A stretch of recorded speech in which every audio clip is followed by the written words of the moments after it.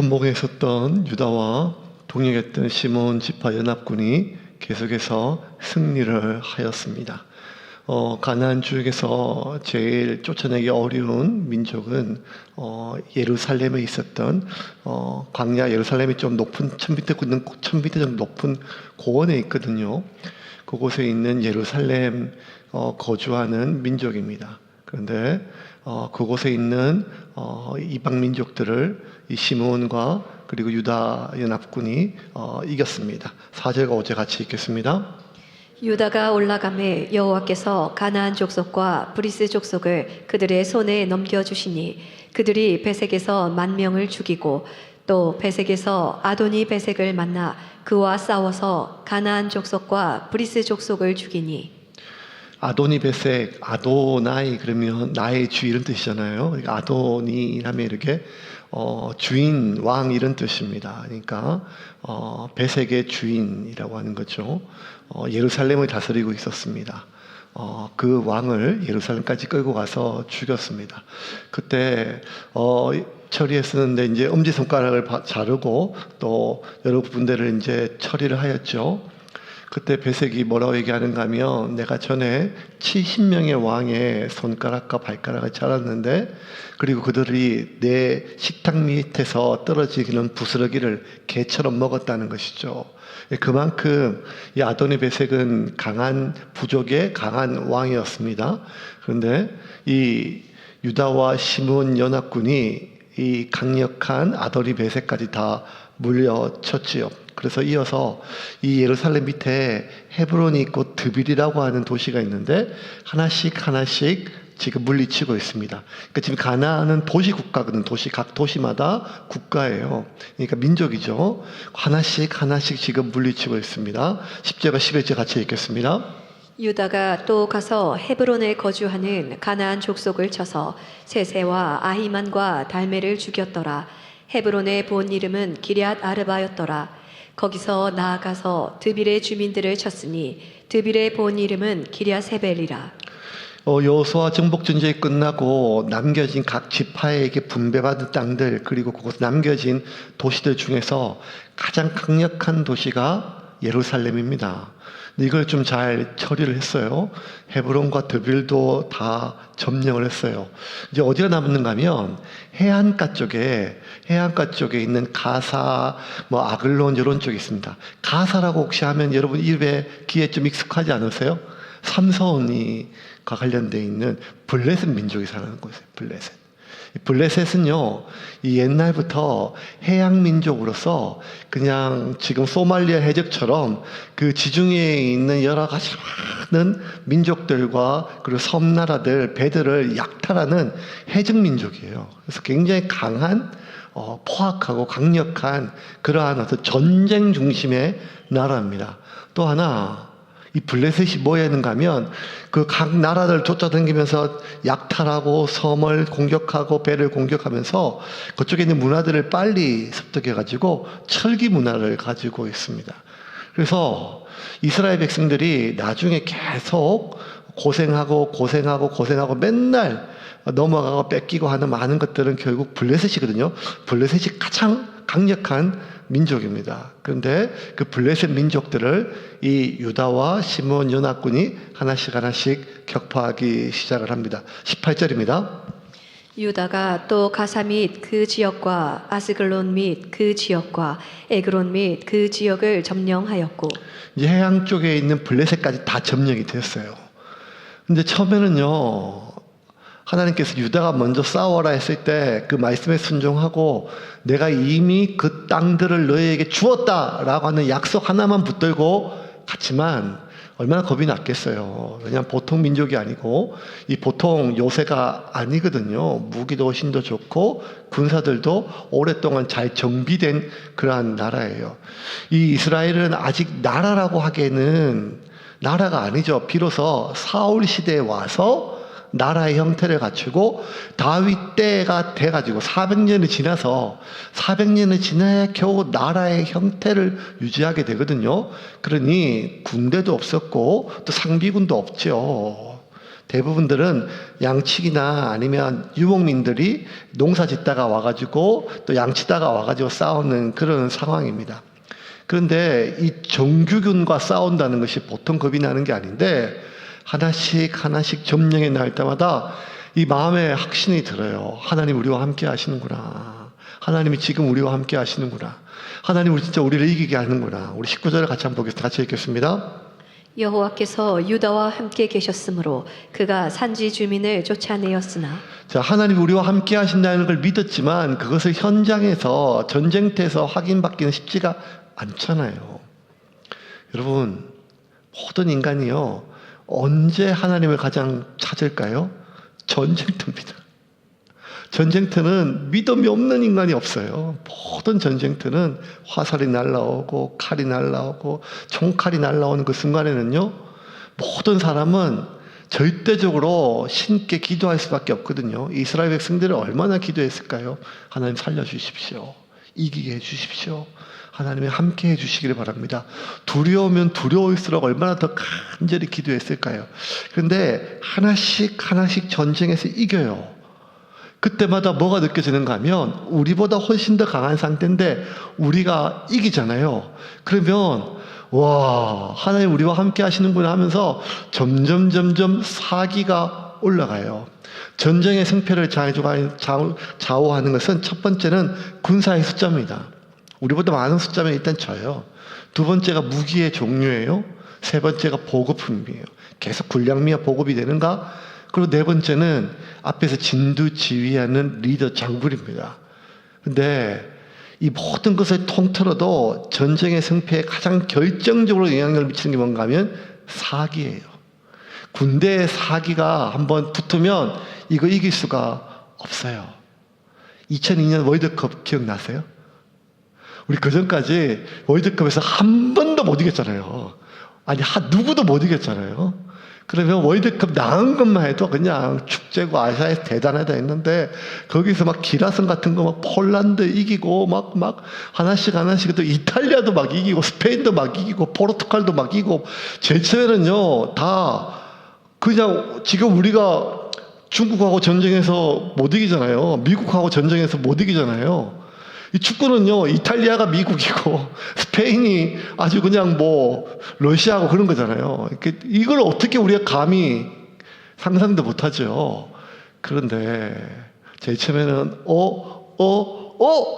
하다가 점점 16강 8강 같이 막 올라가니까 온 국민들이 막 전부 다 표현이 좀 그런데 마약 맞은 것처럼 붕 떠가지고 어떤 놈이든 한번 걸려봐라 우리가 반드시 이긴다 이래가지고 그때는 막 거의 우리 우승까지 갈 줄 알고 마지막까지 막 그렇게 했던 것. 불과 몇 개월 동안 한 달 만에 축구가 그렇게 늘 수는 없거든요. 저지 안 되죠. 수십 년 차이가 나는 그런 유럽의 강팀들이에요.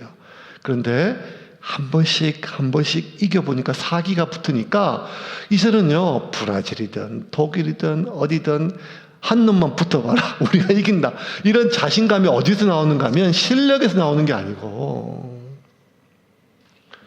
사기거든요. 사기.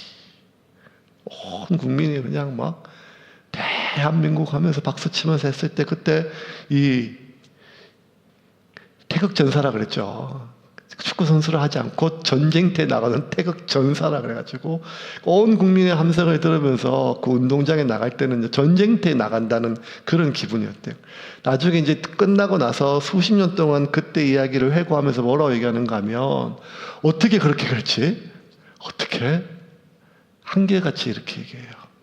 수많은 국민들의 응원소리를 듣고 한 번씩 승리가 쌓일 때마다 승리감에 자신감이 붙어가지고 더 이상 주눅들지 않고 나갔다는 것입니다. 이스라엘 백성들이 지금 하나씩 예루살렘, 헤브론, 드빌, 가사, 에글론 근데 하나씩 어디로 들어가 면 점점 강팀들이에요. 강팀들이에요. 그때 기억날 때 포르투갈하고 막 할 때 박지성이 골 넣었었는데 축구 얘기하면 뭐 이렇게 좀 싫어한다는데 저 군대 얘기하고 축구 얘기 근데 저는 군대 얘기를 못하니까 축구 얘기. 그때 포르투갈 때 제가 그때 TV에서 어떤 얘기가 들었는가 하면 한국 대한민국에 있는 모든 선수들의 연봉을 다 합쳐도 포르투갈의 피구라고 하는 선수 한 명의 연봉도 안 된다고. 그만큼 강력한 선수들이 많이 있다는 거죠. 근데 그걸 이기기 시작하니까 이 사기가 점점 왔지요. 그러면서 뭐라 했냐면 하나님 우리와 함께 하신다. 하나님이에요. 방금 읽었던 19절 다시 한번 읽어볼까요? 앞에 거 19절에 같이 읽겠습니다. 여호와께서 유다와 함께 계셨으므로 그가 산지 주민을 쫓아내었으나 사기가 절정에 이르렀어요. 이제는 뭐 어디도 애굽도 이길 것 같아요. 그 정도로. 그랬었는데 갑자기 19절 하면서 하반절에 뭐가 나오는가 19절 전체적으로 다시 한번 읽어볼까요? 같이 읽겠습니다. 여호와께서 유다와 함께 계셨으므로 그가 산지 주민을 쫓아내었으나 골짜기의 주민들은 철병거가 있으므로 그들을 쫓아내지 못하였으며 다 쫓아냈는데 골짜기 밑에 있는 평지 쪽에는 민족들을 못 쫓아내요. 그 강력한 블레셋까지 다 물리쳤는데 왜 못 쫓아냈는가? 철병거라고 하는 강력한 무기가 있어요. 그 철병거. 병거는 당시에 가장 강력한 무기가 말이 그 기마병이거든요.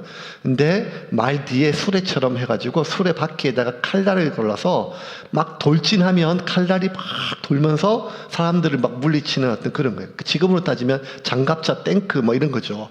강력하죠. 가장 강력한 무기인데 그 무기가 철로 되어 있기 때문에 불화살도 안 되는 거예요. 다 깨져요. 이 철병거가 있어서 그들을 쫓아내지 못했어요. 아니 싸움조차 못하는 거예요. 두려움이 그들을 감쌌습니다.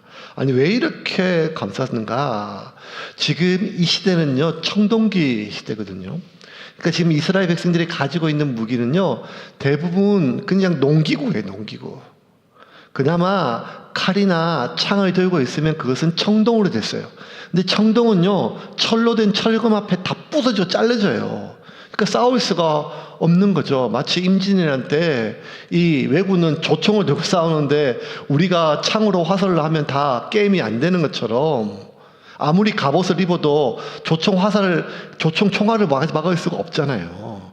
근데 이 철병거는 그 당시에 마치 탱크처럼 여겨졌어요.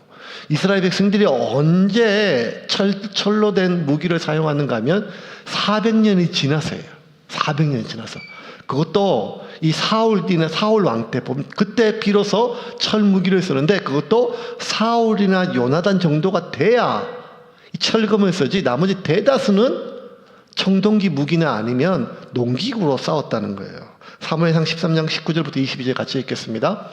그때에 이스라엘 온 땅에 철공이 없었으니 이는 블레셋 사람들이 말하기를 히브리 사람이 칼이나 창을 만들까 두렵다 하였음이라. 온 이스라엘 사람들이 각기 보습이나 삽이나 도끼나 괭이를 벼리려면 블레셋 사람들에게로 내려갔었는데 곧 그들이 괭이나 삽이나 쇠스랑이나 도끼나 쇠채찍이 무딜 때에 그리하였으므로 싸우는 날에 사울과 요나단과 함께한 백성의 손에는 칼이나 창이 없고 오직 사울과 그의 아들 요나단에게만 있었더라. 이때는 막 산업이 엄청난 속도로 발전되는 시대가 아니었기 때문에요. 세계 최첨단 물질은 철이었어요. 청동기에서 철기로 넘어가는 시기니까요. 이때 철을 제일 잘 다루는 문명이 어디였는가? 북쪽에 히타이트 문명인데 히타이트 문명과 계속 해적질을 하다 보니까 해변가에 있는 블레셋 민족이 철기를 잘 다뤘어요. 철기를 아주 잘 다뤘어요. 철은 청동하고 달라요. 왜냐하면 온도가 녹는점이 달라가지고 철광석하고 막 만들어가지고 철을 만드는 그 기술을 아무도 잘 몰라요. 다룰 수도 없고 최첨단 공정이에요. 마치 뭐가 똑같은가 하면 반도체하고 똑같아요. 반도체 지금 막 돈을 많이 번다고 하는데 이거 각 나라에서 막 시도했다가 지금 일본도 막 시도했다가 잘 못 만들잖아요. 만들 수가 없어요. 최첨단 공정이기 때문에. 근데 이 블레셋 사람들이요 최첨단 공정인 이 철기 만든 철을 다루는 기술을 이 가나안에 있는 지금 히브리 민족들에게 가르쳐 주지를 않아요. 마치 대한민국 삼성전자에서 얼마 전에 어떤 상무가 중국을 몰래 가가지고 반도체 기술을 빼돌려서 국정원에서 막 지금 조사하고 그랬잖아요. 그래서 막 10조에 20조 막 이렇게 막 국부를 손해보게 했다, 매국노다 막 이런 거 하면서 국정원에서 그 조사를 막 해요. 왜냐하면 국가 비밀이니까. 그 정도로 한 나라의 흥망성쇠가 달려있는 것처럼 블레셋은 왜 자꾸 이스라엘 백성들이 블레셋에 깨지는가 하면 블레셋이 철기라서 그래요. 이길 수가 없어요. 그러니까 그 철로 된 칼이나 창이나 방패도 센데 철로 된 병거, 전차는요 이길 수가 없는 거죠.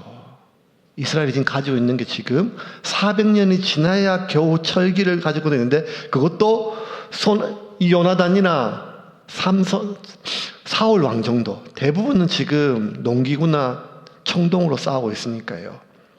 그러니까 이들이 겁을 내고 두려워는 당연하죠. 마치 6.25 때 북한에서 소련제 탱크가 막 내려오는데 한국에서 소총으로 막 싸우면서 그거 막지 못하는 것처럼 그 두려움이 얼마나 컸겠어요. 그러니 지금 이스라엘 백성들이 잘 싸우고 하나하나 점령할 때마다 하나님이 함께 하심을 확신하고 승리가 쌓일 때마다 자신감이 쌓이고 하나님이 함께 하심을 확신하면서 점점 가다가 이 철병거를 보는 순간 그 모든 자신감과 용기가 사라진 건 어쩌면 당연해요. 지금 총 앞에 탱크가 있는 거와 똑같으니까요. 그래서 그들 쫓아내지 못했어요. 근데 성경을 자세히 보면 사사기 기자가 이런 이스라엘 백성들이 비겁하거나 겁쟁이라고 비난하지 않아요. 왜냐하면 하나님은요, 우리가 인생을 살다가 우리가 내 힘에 붙이는 상대를 만났거나 문제를 만났을 때 우리가 두려워하고 염려하는 것을 책망하지 않으세요. 그럴 수 있다고 여기세요. 그런데 그럼에도 불구하고 우리가 너무 염려하다가 우리가 너무 두려워하다가 내가 가지고 있는 것을 잊어버릴 때 그때는 하나님이 우리를 경계하게 하세요.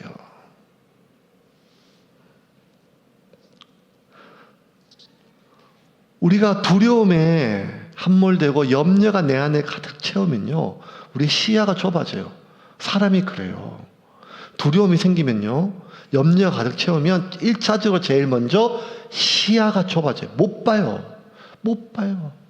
그래서 여러분, 장기판이나 바둑판에 그 판 옆에 있는 사람이 훨씬 더 잘 보잖아요. 그 앞에 두고 있는 사람은요, 지금 싸우고 있기 때문에 그 판을 잘 못 봐요. 근데 옆에서 훈수 들은 사람이 훨씬 더 겁이 낮은데도 옆에서 훈수 들은 사람이 훨씬 더 많이 봐요. 왜냐하면 넓게 보니까요. 우리가 지금 당면한 문제에 처해 있으면 이 문제가 지금 나를 무너뜨릴 수도 있고 내 삶을 힘들게 할 수 있는 그런 문제나 사람이나 상황 속에 있으면 걱정하고 두려움이 되고 그 걱정과 두려움이 나를 가득 채우게 되면 제일 먼저 우리에게 오는 것은 시야가 좁아져요. 시야가 좁아졌을 때 어떤 문제가 생기는가 하면 그 문제가 점점점 커져서 나를 채우는 것도 있지만 압도하는 것도 있지만 더 심각한 문제는 내가 가지고 있는 것을 내가 잊어버리게 돼요. 내가 뭘 가지고 나한테 있는 것. 그 앞에 있는 적이 크게 보일 수도 있어요. 무섭게 보일 수도 있죠. 그런데 그보다 더 심각한 문제는 무엇인가 하면 내 앞에 있는 이 문제가 커 보이거나 하나님보다 내 앞에 있는 이 문제가 나보다 커 보이는 것, 이것도 문제지만 이것보다 더 심각한 문제는 뭔가 하면 그럼에도 불구하고 내 안에 있는 게 있거든요. 그런데 이걸 잊어버리게 돼요. 대표적인 게 보면 그 베드로가 예수님께서 물 저벅저벅 걸어오실 때 그 배 안에 있는 제자들이 다 유령이다 하고 겁냈을 때 예수님이 나다 했을 때 베드로가 예수님 저도 걷게 해주세요. 베드로 가잖아요. 그래서 그때 이제 베드로 걷다가 예수님 저 물에 걷다가 바람이 불고 파도가 치는 걸 보고 물에 빠지는 장면 있잖아요. 그 장면이 뭐 어떻게 보면 당연해 보이지만 굉장히 좀 웃기어 보이는 장면이에요. 다시 한번 볼까요? 마태복음 14장 26절부터 31절까지 말씀. 시편 그 다음 말씀 같이 읽겠습니다. 제자들이 그가 바다 위로 걸어오심을 보고 놀라 유령이라 하며 무서워하여 소리 지르거늘 예수께서 즉시 이르시되 안심하라 나니 두려워하지 말라. 베드로가 대답하여 이르되 주여 만일 주님이시거든 나를 명하사 물 위로 오라 하소서 하니 오라 하시니 베드로가 배에서 내려 물 위로 걸어서 예수께로 가되 바람을 보고 무서워 빠져가는지라 소리질러 이르되 주여 나를 구원하소서 하니 예수께서 즉시 손을 내밀어 그를 붙잡으시며 이르시되 믿음이 작은 자여 왜 의심하였느냐 하시고 바람을 보고 무서워 빠져가는지라 소리질러 죽을 것 같으니까 지금 막 구해달라고 사람 살려는 거죠. 근데 여러분 여기 장면이 좀 이상하지 않아요? 베드로가 뱃사람이잖아요. 뱃사람이고 어렸을 때부터 바다에 산 사람이에요. 헤엄을 못 치는 사람이 아니었어요. 그러니까 수영 선수란 말이에요, 뱃사람이. 그러면 바람 보고 무서워서 물 위를 걷다가 물속으로 빠질 수는 있어요. 근데 물에 빠져서 죽기는 어려운 사람이에요. 누가 아주 힘센 사람이 베드로 막 꾹꾹 눌러도 한두 놈은 해치고 올라올 사람이란 말이에요. 그러니까 물 위를 걷기는 어렵죠. 이건 예수님의 능력이니까. 예수님의 능력으로 예수님 바라보면서 물 위를 걸을 수 있죠. 그러다가 바람 불어가지고 예수님 놓쳐가지고 바람 때문에 무서워서 물에 빠질 수는 있어요. 오케이, 거기까지는. 근데 물에 빠질 수는 있지만 살려달라고 나 죽는다고 진짜 막 두려워가지고 소리를 지르면서 막 물에 쪼르륵 빠질 수는 없단 말이에요. 그냥 빠지면 헤엄쳐가지고 다시 배로 가면 되잖아요. 그런데 여러분, 사람이 두려움에 함몰되면 그 문제가 바람이 커 보일 수도 있는데 그 두려움의 대상이 커 보이는 게 문제보다 그보다 더 큰 문제는 무엇인가 하면 이 두려움이 내가 가지고 있는 것을 잊게 만들어요. 베드로는 헤엄칠 수 있는 사람이었어요. 베드로는 물에 뜨는 사람이었어요. 베드로는 헤엄쳐서 배까지 갈 수 있는 사람이에요. 그런데 베드로는 물에 빠져 죽게 돼요. 왜? 헤엄을 못 쳐서가 아니라 자기가 헤엄칠 수 있는 것을 잊어버렸어요. 이스라엘 백성들이 지금까지 싸워서 이긴 것은 자신들의 능력이나 무기 때문이 아니잖아요. 여러분, 블레셋이 가장 강력한 철기 문명이에요. 그들이 가지고 있는 무기들을요, 철로 된 방패, 철로 된 창, 칼, 그 블레셋을 이미 다 물리쳤단 말이에요. 뭘로? 농기구로요. 청동으로요. 그러면 이들이 블레셋의 그 강력한 철기를 무너뜨릴 수 있었던 건 무엇인가 하면 하나님이 함께 하셨기 때문이거든요. 그 하나님은 천천에 수십만 대, 수천 대의 병거보다 강력한 하나님의 무기란 말이에요. 그래서 다윗이요, 평생을 전쟁터에 나와 싸웠던 사람인데 다윗이 두려울 때마다 지금 내가 무기가 몇 명 있냐, 군사가 몇 명 있냐, 우리가 무기가 얼마 있냐, 보급품, 이걸 보지 않고 하나님이 지금 우리와 함께 하시는가, 그것만 봤다. 왜? 하나님이 나와 함께 하시면 하나님은 수백 대의 전차보다 강하시다는 거예요. 그래서 시편에서 다윗이 이렇게 얘기를 해요. 시편 68편 17절 말씀 같이 읽겠습니다. 하나님의 병거는 천천히요 만만이라 주께서 그 중에 계심이 신의 산 성소에 계심 같도다. 하나님의 병거 천천히요 만만이라, 수십만 수백만이라는 거예요. 하나님의 병거. 내가 직접 눈에 보이지 않아도 하나님이 우리와 함께 하시면 수천 대, 수만 대 병거가, 전차가 함께한 것보다 더 강력한 군대가 나와 같이 한다는 거예요. 그러면 지금 이 유다 지파와 시므온 연합군이 하나씩 하나씩 저 강력한 예루살렘의 아도니 베색을 물리치고 헤브론을 물리치고 점령하고, 그 다음에 시돈 쪽에 막 가사, 에글론 이런 수많은 곳을 점령할 때마다 자신들에게 가지고 있는 농기구로 물리친 게 아니고 하나님의 함께 하심이었잖아요.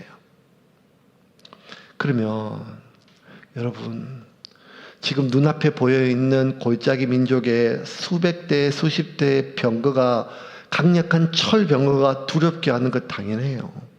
그거 보고 겁이 안 날 사람이 누가 있겠어요? 근데 문제는 무엇인가 하면 그걸 보고 겁을 낸 것이 아니라 그 두려움에 함몰되어 내게 있는 것을 잊어버렸다는 거예요.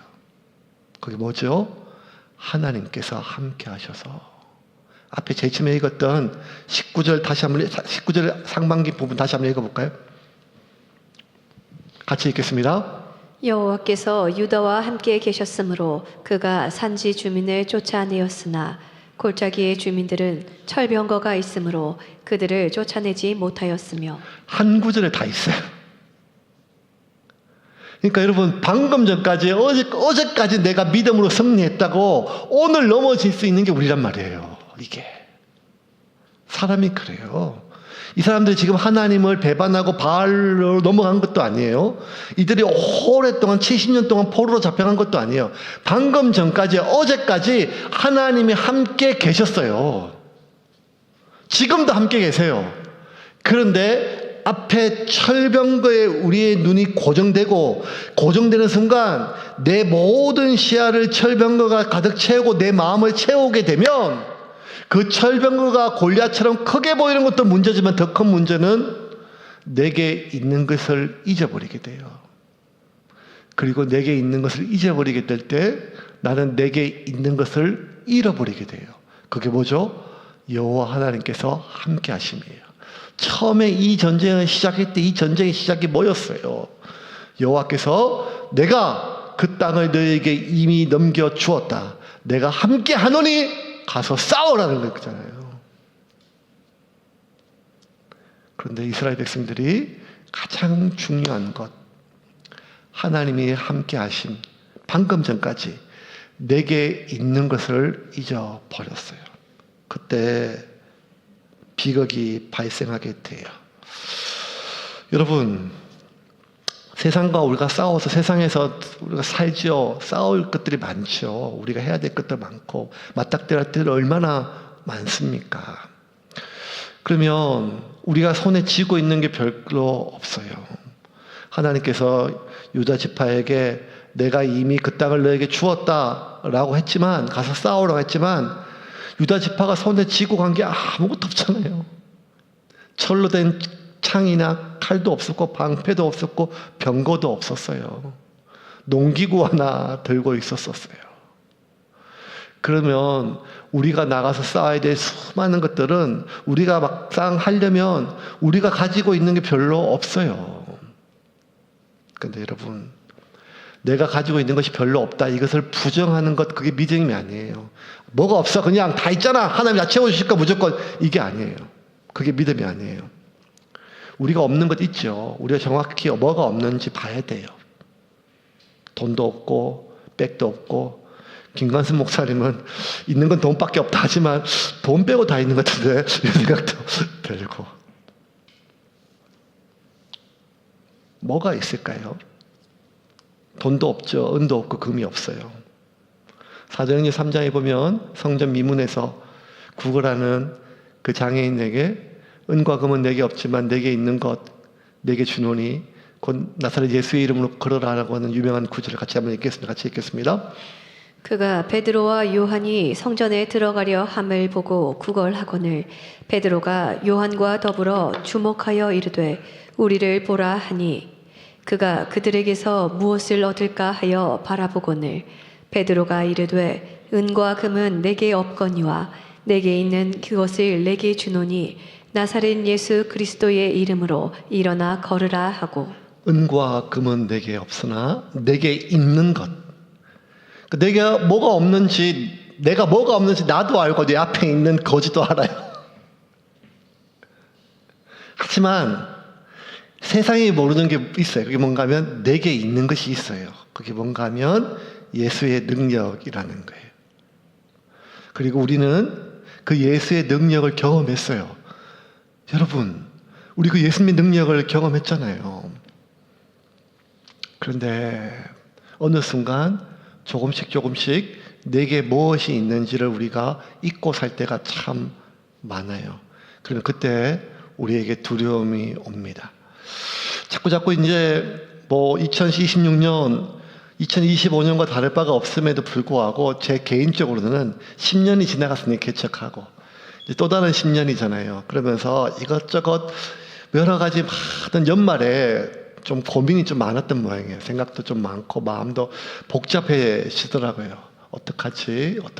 뭐 여러 가지 많은 것들이 생각 속에 들어와요. 그런데 제가 개척을 결심했을 때 이렇게 고민을 안 했거든요. 모르겠어. 그냥 하나님 있으면 되겠지. 뭐 안 되면 뭐 치우고. 개척을 시작하고 개척을 결심했을 때 2025년 12월 31일 저녁에 그렇게 고민을 많이는 안 했던 것 같아요. 아무것도 없었잖아요. 건물도 없었고 사람도 없었고 뭐 진짜 아무것도 없었어요. 그때 어머님이 사줬던 트라제 그거 진짜 10몇 년 된 거 꿈을 몰고 가는데 첫 예배 드리러 가는데 용원에서 가는데 벌써 여기 하단 지나가면서 너무 오래돼가지고 차가 시커먼 연기가 펄펄펄 나면서 첫 예배 드리는데 남포도까지 가다가 멈추겠더라고요. 진짜 경운기처럼 가다가 첫 예배 때 아주 난리를 쳤었어. 난리를 쳐가지고 아무것도 이게 뭐냐 이게 되겠냐 이게 진짜 이게 매주 다녀야 되는데 차도 없고 5만 가지 생각들이 하나도 없었던 것 같아. 하나도 없었던 것 같아. 진짜 하나도 없었던 것 같아. 그거에 비하면 근데 그때는 겁이 별로 안 났던 것 같아요. 몰라 어떻게 되겠지 뭐 하나님께서 아시겠지. 몰라 어떻게 되겠지. 이게 굉장히 저한테는 그런데 이제 10년이 지났거든요. 상상할 수 없을 만큼 뭐가 많아졌어요.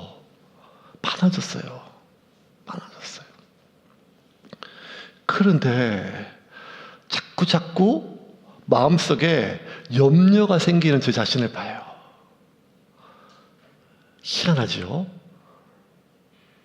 은도 있고 금도 있고 금물도 있고 사람도 있고 의자도 있고 이 비싼 마이크도 있는데 왜 그럴까? 자꾸 내게 있는 것이 무엇인지를 잊게 만들어요. 말씀을 좀 정리하겠습니다. 사랑하는 여러분, 우리가 2026년 살아가야 될 삶이 많죠. 우리가 싸워야 될 대상이 많고 이겨야 될 대상이 많습니다. 물리쳐야 될 많은 것들이 있습니다. 우리가 달려갈 소명의 길이 있으니까요.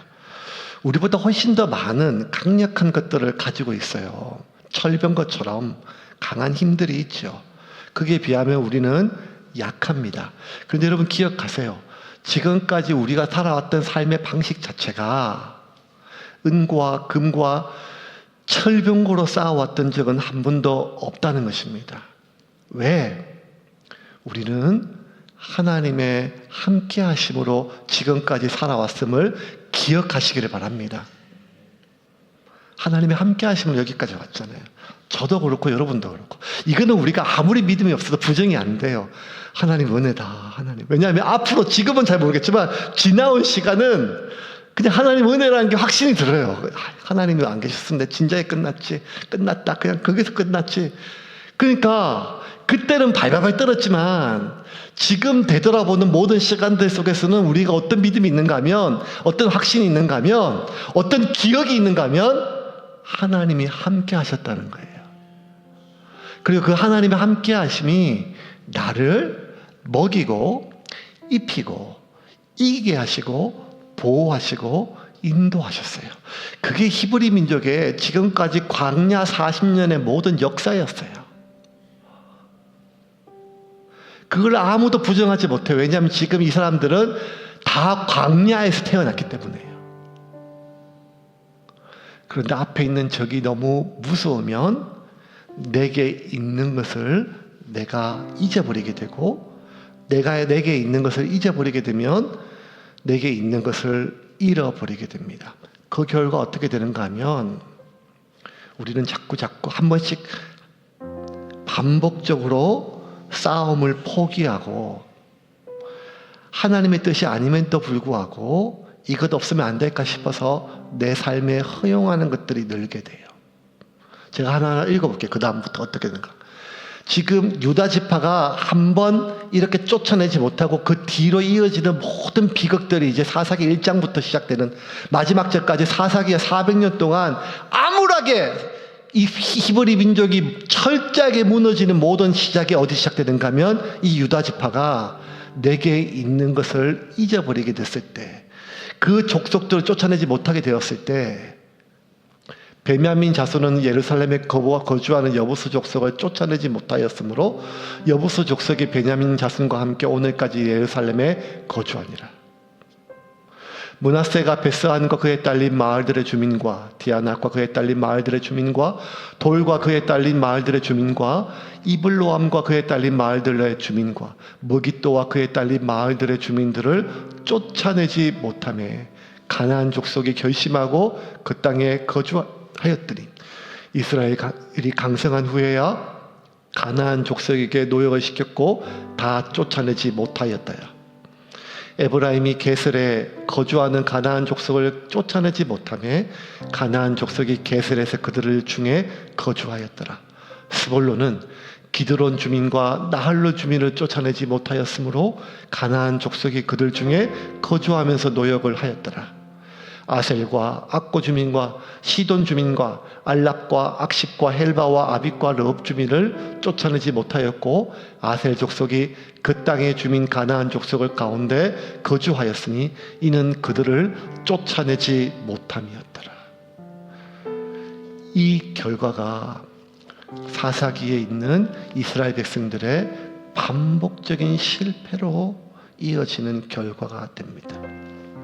하나님이 왜 유다 지파가 선봉으로 나서라 했는가 하면 유다 지파 내가 너와 함께함을 보여줄 테니 내 명령을 듣고 다 쫓아내라고 하는 그 명령을 순종할 때 선봉에 선 유다 지파의 그 승리를 보고 철병거가 있지만 내게 있는 하나님과 함께 그것을 쫓아내는 것을 봤을 때 모든 지파가 자기 땅에 분배받은 도시에 있는 그 남겨진 이방 민족들을 쫓아낼 수 있었을 것인데 첫 단초했던